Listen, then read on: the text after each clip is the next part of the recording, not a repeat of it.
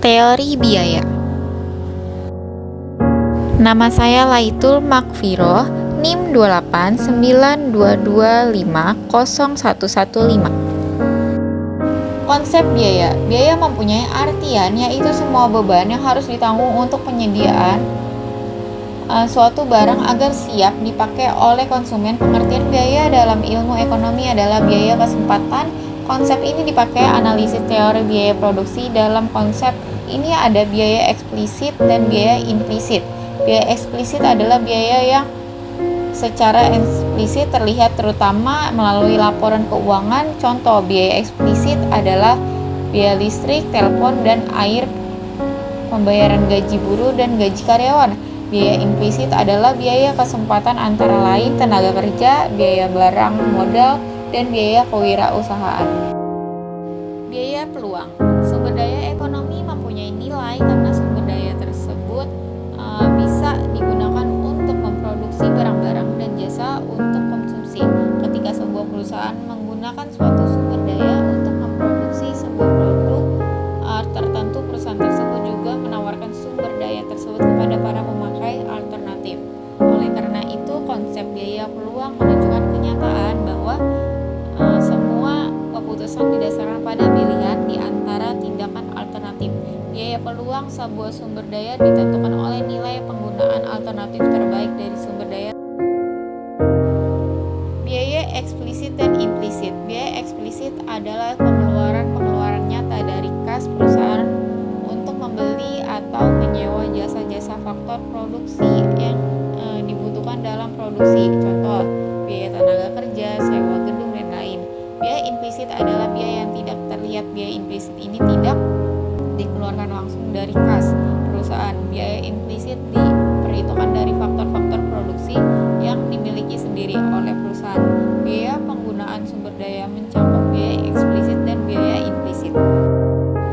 Biaya incremental dan sunk cost. Incremental cost adalah biaya timbul akibat adanya pertambahan atau pengurangan output, biasanya merupakan hasil dari kegiatan produksi atau operasi.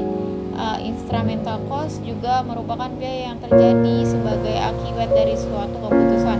Incremental cost diukur dari perubahan IC karena suatu keputusan oleh sebab itu sifatnya bisa variabel, bisa fixed.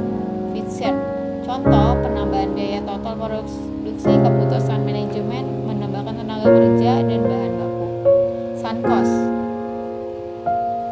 adalah biaya yang sudah terlanjur keluar dan tidak relevan lagi untuk memperhitungkan biaya maupun imbalan yang didapatkan. Logika dari definisi biaya ini adalah segala sesuatu yang dianggap sebagai alternatif keputusan yang dibuat untuk melapisi pengeluaran yang ada. Pengeluaran tersebut akan tetap ada.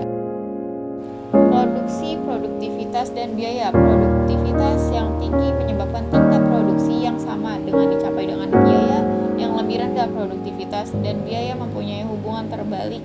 Jika produktivitas makin tinggi, biaya produksi akan makin rendah.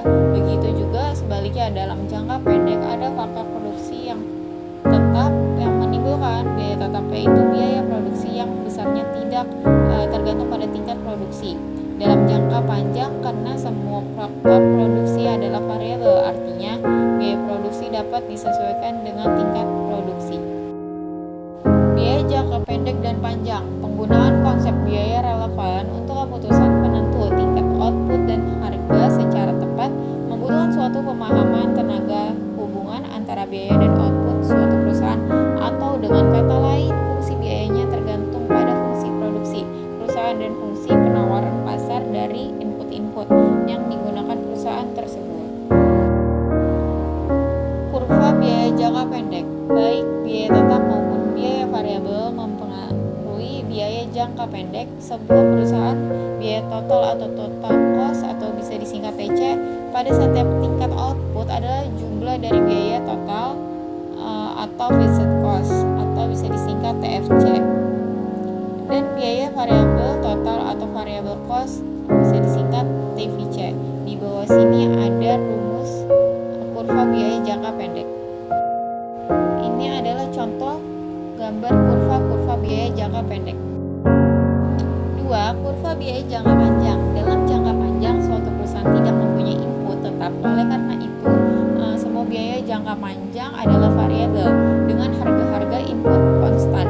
2 kali lipat input akan mendua kali lipatkan biaya total yang menghasilkan sebuah fungsi biaya total JQ yang linier jika fungsi produksi sebuah perusahaan bersifat distressing rate to scale. Input harus lebih dari 2 kali lipat untuk menghasilkan output 2 kali lipat.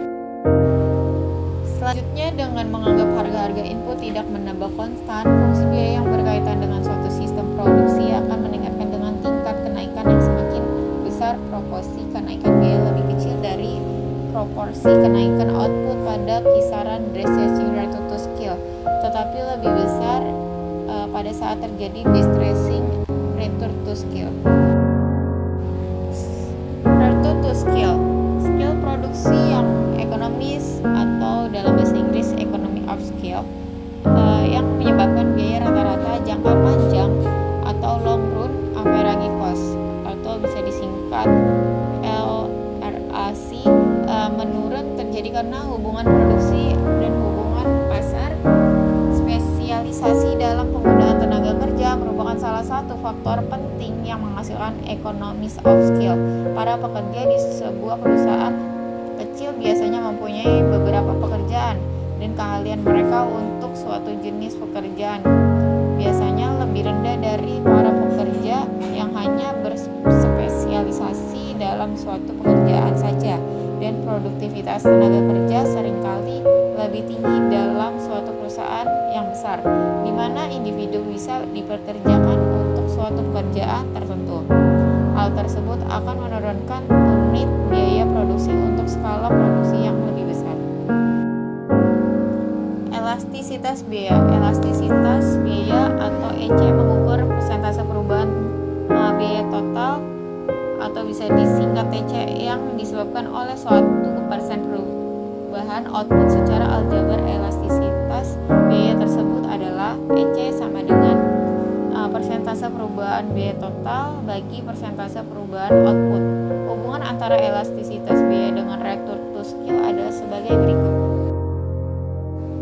Pada elastisitas biaya lebih kecil dari 1 EC, maka biaya yang akan meningkatkan lebih lambat daripada output. Jika harga-harga input tidak berubah konstan, maka EC tersebut secara tidak langsung menunjukkan rasio input yang lebih tinggi dan keadaan intrinsic rate to scale EC sama dengan 1, maka proporsi kenaikan output dan biaya besarnya sama, dan ini menunjukkan konstan rate to scale. Jika EC maka 1, setiap kenaikan output akan menyebabkan kenaikan yang lebih besar.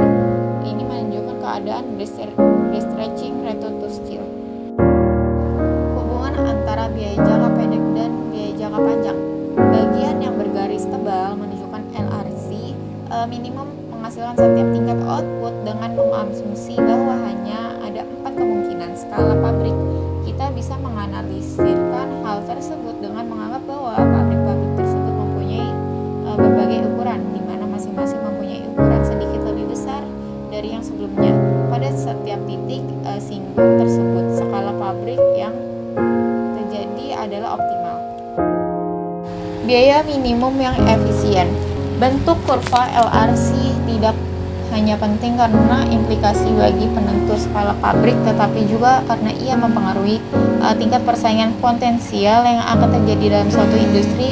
Keadaannya mula-mula increasing rate to scale dan kemudian konstan rate to scale sering dijumpai dalam industri-industri seperti itu. Kurva LRC-nya berbentuk L.